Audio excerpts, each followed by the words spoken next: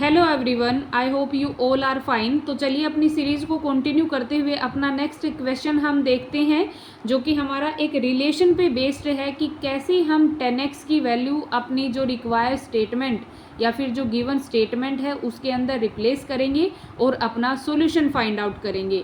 यानी हमें स्टेटमेंट में गिवन है if tangent x equal to b by a then under root a plus b by a minus b plus under root a minus b divide a plus b is equal to. अब यहाँ पे हमसे इसकी value पूछी गई है और हमें गिवन है ये condition 10x equal to b by ए।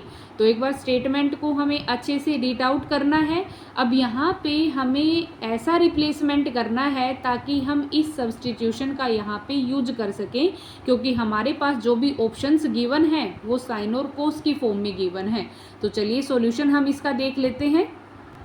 सबसे पहले हमारे पास जो गिवन कंडीशन है उसको हम राइट डाउन कर लेंगे, जो कि है हमारे पास under root a plus b by a minus b plus under root a minus b by a plus b. अब ये हमारे पास रूट की फॉर्म में गिवन है, तो डायरेक्ट हम अगर वैल्यू रिप्लेस करेंगे 10x की equal to b by a तो काफ़ी कॉम्प्लिकेटेड इक्वेशन हमारे लिए ये बन जाएगा। लेकिन हमें तो इक्वेशन को सिंपल बनाना है, उसके बाद वैल्यू को सब्सटीट्यूट करना है।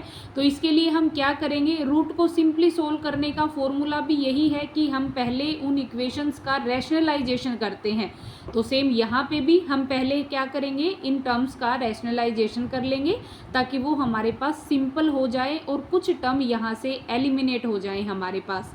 तो हमें गिवन है a plus b by a minus b, rationalization कर लेंगे। जो नीचे हमारे पास डिनोमिनेटर में टर्म होती है उससे रिवर्स साइन हम लेते हैं रैशनलाइजेशन में। तो ये a माइनस बी है, हम क्या लेंगे a प्लस बी से मल्टीप्लाई और डिवाइड करेंगे plus under root a minus b by a plus b into में a प्लस बी है तो इसको a माइनस बी से हम मल्टीप्लाई और डिवाइड करेंगे। हमारे पास यहाँ पे क्या बचेगा, a प्लस बी स्क्वेयर, लेकिन ऊपर स्क्वेयर रूट है तो वो कैंसिल आउट होगा, हमारे पास सिंगल बचेगी टर्म a प्लस बी। नीचे हमारे पास प्लस और माइनस फॉर्म में है तो इसको हम ऐसे ही असाइन कर देंगे, under root a square minus b square plus a minus b, नीचे आ जाएगा under root a square minus b square. अब दोनों में ही डिनोमिनेटर में सेम टर्म है हमारे पास तो इसको हम एक साथ लिख लेते हैं। एक साथ लिखेंगे तो यहाँ से नीचे हमारे पास बचेगी under root a square minus b square, ऊपर हमारे पास वैल्यू आ जाएगी b हमारा कैंसिल आउट होगा तो a प्लस ए हमारे पास 2 ऑफ a आ जाएगा। अब यहाँ तक हम पहुँच गए, लेकिन हमारे पास जो a b c d options given हैं उनमें तो हमें कोस और साइन की फॉर्म दी गई है। तो उसको लेके आने के लिए हम यहाँ पे कुछ ऐसा ही रिलेशन असाइन करेंगे। तो देखिए हमें गिवन क्या है, 10x equal to b by a. तो हम क्या करते हैं, हमारे पास जो वैल्यू यहाँ पे आई है उसको हम b से डिवाइड कर लेते हैं। तो ये जो 2a है 2a डिवाइड b, अब ऊपर किया तो हम नीचे भी करना पड़ेगा, क्योंकि रिप्लेसमेंट जब भी हम करते हैं तो सेम क्वांटिटी से ऐड और सब्ट्रैक्ट करते हैं, मल्टीप्लाई करते हैं और वैसे ही हम डिवाइड करेंगे ताकि टर्म जो कैंसिल आउट हो तो वापस से हमारे पास वही फंक्शन असाइन हो जाए। तो यहाँ से हम b से डिवाइड कर लेंगे इक्वेशन को। यहाँ पे रिप्लेसमेंट हमें b बाय ए की फॉर्म में गिवन है, a बाय बी भी हम इजीली कंस्ट्रक्ट कर सकते हैं, इसका रिवर्स कर देंगे। तो हमने क्या किया, यहाँ पे b से डिवाइड कर लिया, 2a by b under root a square minus b square by b. तो हमारे पास वैल्यू रहेगी 2a बाय बी। अब b है हमारा, रूट के अंदर जाएगा तो स्क्वेयर की फॉर्म में बन जाएगा under root a square by b square minus 1। अब ये हमारे पास है tangent x b by a. अब हमने क्या किया, यहाँ पे a बाय बी की फॉर्म में रिलेशन लिख लिया। तो a बाय बी की फॉर्म में इसको जब राइट डाउन करेंगे तो इसका हम रेसिप्रोकल कर देंगे, वो बन जाएगा cot of x equal to a by b. अब यहाँ से हमारे पास वैल्यू आ गई 2 कोट एक्स, नीचे आ जाएगा हमारे पास a square by b square है तो ये बनेगा कोट स्क्वेयर माइनस 1। अब हमारे पास जो ऑप्शंस गिवन हैं उनमें साइन और कोस की टर्म है, ना कि टेन और कोट की। अगर टेंजेंट और कोटेंजेंट की फॉर्म होती तो हम डायरेक्ट रिप्लेसमेंट कर देते। अब यहाँ पे नहीं है तो हम इसको चेंज कर लेंगे। अब चेंज करने के लिए देखो हम क्या करेंगे, कोट एक्स है कोट एक्स को कोस बाय साइन की फॉर्म में लिख लेंगे। नीचे हमारे पास कोट स्केयर माइनस 1 रूट की फॉर्म में है, तो इसको हम कोस square x by sine square x minus 1 लिख लेंगे। एलसीएम लेंगे, कोस square x minus sine square x, नीचे साइन स्केयर एक्स है लेकिन रूट से बाहर लेके आएंगे तो ये साइन एक्स बच जाएगा हमारा। इसमें भी हमारे पास डिनोमिनेटर में साइन एक्स होगा, कोट को जब हम ओपन करेंगे तो ये साइन एक्स से साइन एक्स कैंसिल आउट होगा, बचेगा क्या 2 कोस एक्स। नीचे क्या आएगा under root cos square x minus sine square x and that is the formula of cos 2x। तो इसको हम ऐसे असाइन कर देंगे अंडर रूट कोस 2x। तो यहाँ से हमारे पास जो ऑप्शन बनेगा that is our option B. So B is correct answer for this question. Hope you understand it. Next question हमारा पैराबोला से रिलेटेड है, लेकिन बड़ा ही सिंपल क्वेश्चन है। पैराबोला, हाइपरबोला या फिर ज्योमेट्री 2D 3D को देख के हम थोड़ा सा डर जाते हैं, लेकिन अगर हम स्टेटमेंट को अच्छे से रीड आउट कर लेते हैं तो हमें समझ आ जाता है कि यहाँ पे सिंपल फॉर्म में हमसे क्या पूछा गया है। अब यहाँ पे हमें स्टेटमेंट गिवन है, the tangent drone at the extremities. सबसे पहले हमें एक्सट्रीमिटीज़ का पता होना चाहिए। This is nothing but this is assigned to end point for what? Extremities of a focal chord।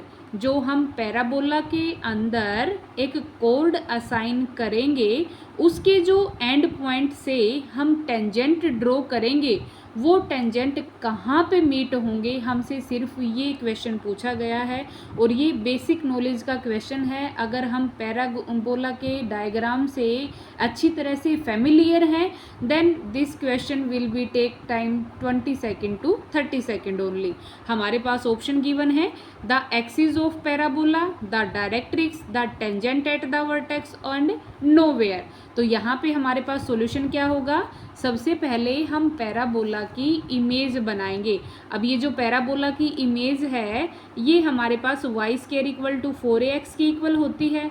अब इस पैराबोला में अगर हम कोई पॉइंट से कोई लाइन असाइन करें, अब ये जो A और B पॉइंट हमारे हैं ये फोकल कॉर्ड के एंड पॉइंट हैं जिनको हम एक्सट्रीमिटीज़ बोलते हैं। और जब इन पॉइंट से टेंजेंट ड्रॉ करेंगे तो टेंजेंट ड्रॉ करने के बाद जो लाइन पे वो मिलेंगे वो लाइन हमारे पास ये डायरेक्ट्रिक्स की होती है। हम कोई भी यहाँ पे फोकल कॉर्ड असाइन कर लें और उससे जो भी टेंजेंट हम बनाएंगे वो कहीं ना कहीं हमारे पास डायरेक्ट्रिक्स वाली लाइन पे मीट होंगे।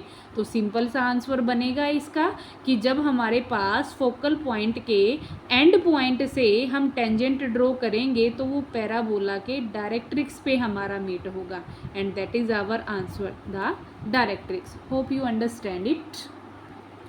नेक्स्ट क्वेश्चन में हमसे इन सेंटर पूछा गया है, the incentre of the triangle with vertices. अब हमें एक ट्रायंगल है उसके 3 वर्टिसेस गिवन हैं 1√3, 0, 0 एंड 2, 0। अब इन सेंटर, सेंट्रोइड एंड सरकम सेंटर ये 3 हमारे पास डिफरेंट थिंग्स होती हैं, लेकिन हम सबसे पहले देख लेते हैं कि जो वर्टिसेस हमें गिवन है इनसे हमारे पास कुछ फॉर्म बन के आ रही है या नहीं। अगर तो इससे हमारे पास इक्विलेटरल ट्रायंगल बना तो हमें इन सेंटर के फॉर्मूले पे जाने की ज़रूरत ही नहीं है। इक्विलेटरल ट्रायंगल में सरकम सेंटर, इन सेंटर और सेंट्रोइड तीनों पे एक ही फॉर्मूला काम करता है, तो हम डायरेक्ट सेंट्रोइड से इसका फॉर्मूला लगा लेंगे। तो चलिए सबसे पहले हम देख लेते हैं इन पॉइंट्स को। अब ऐसे ये ट्रायंगल हमारा बनेगा, A, B और C पॉइंट हमारे मीट होंगे। ये पॉइंट्स की वैल्यू हमें अपने क्वेश्चन के अंदर गिवन है। सबसे पहले हम AB का डिस्टेंस निकालेंगे, AB का निकालेंगे, B माइनस A करेंगे तो हमारे पास वैल्यू आएगी 2। फिर हम AC का निकालेंगे तो C माइनस A करेंगे 2 minus 1 square plus 0 minus 3 square, तो वहाँ से भी आ जाएगा 2। फिर हम BC का निकालेंगे तो भी हमारे पास वैल्यू आ जाएगी 2। तो यहाँ पे जो हम ट्रायंगल की साइड्स देख रहे हैं उन सब का डिस्टेंस हमारे पास 2 है। इसका मतलब क्या है कि साइड हमारे पास सेम है और जब सेम साइड होती हैं तो हमारे पास जो ट्रायंगल बनता है वो इक्विलेटरल की फॉर्म में बनता है। और जब इक्विलेटरल ट्रायंगल होता है तो वहाँ पे इन सेंटर, ऑर्थो सेंटर और सेंट्रोइड हमारे सेम होते हैं। तो हमारे पास ये जो वर्टेक्स गिवन है उससे हम सेंट्रोइड फाइंड आउट कर देंगे। अब ये जो x1 है, x2 है, x3 है, डिवाइड बाय 3 करेंगे। ऐसे ही y1, y2, y3 divide by 3 करेंगे, तो हमारे पास वैल्यू बन जाएगी 1 और 1/√3। तो इस अकॉर्डिंग हमारा ऑप्शन डी क्या होगा, correct. Hope you understand it. Next question हमसे बड़ा ही इजी पूछा गया है। Number of different permutation of letter of word banana is equal to number of different permutation. अगर हमारे पास वावल्स का केस होता तब हम उसको थोड़े से डिफरेंट वे से सोल्व करते, वो भी मैं आपको अलग से करवा दूंगी। अभी हम सिर्फ PYQs पे काम कर रहे हैं, तो उसके अकॉर्डिंग ये क्वेश्चन अपना देख लेते हैं क्या बनेगा। सिंपली हम परम्यूटेशन में करते क्या है, सबसे पहले नंबर ऑफ लेटर्स को काउंट करते हैं कितने हैं, और उनमें से जो भी लेटर रिपीट है जितने टाइम उतना ही हम नीचे असाइन कर देते हैं। तो यहाँ पे पूछा गया है डिफरेंट लेटर ऑफ वर्ड बनाना, तो सबसे पहले परम्यूटेशन का हमारे पास फॉर्मूला होता है नंबर ऑफ डिफरेंट आइटम्स का n फैक्टोरियल, ये हमारे पास रिपीटेड के लिए रहेगा। अब बनाना है, बनाना में 1 2 3 4 5 एंड 6 लेटर हैं, तो इसको 6 फैक्टोरियल से रिप्रेजेंट कर लेंगे। उसके बाद हमारे पास जो a है वो 3 टाइम रिपीट हो रहा है और जो n है वो 2 टाइम रिपीट हो रहा है, तो रिपीटेशन को हम नीचे राइट डाउन करेंगे। सिंपली फैक्टोरियल को ओपन कर लेंगे हम, तो यहाँ से हमारे पास 60 आंसर आ जाएगा। तो परम्यूटेशन की वैल्यू हमारे पास 60 आ गई यहाँ से, और option D will be correct. Hope you understand it.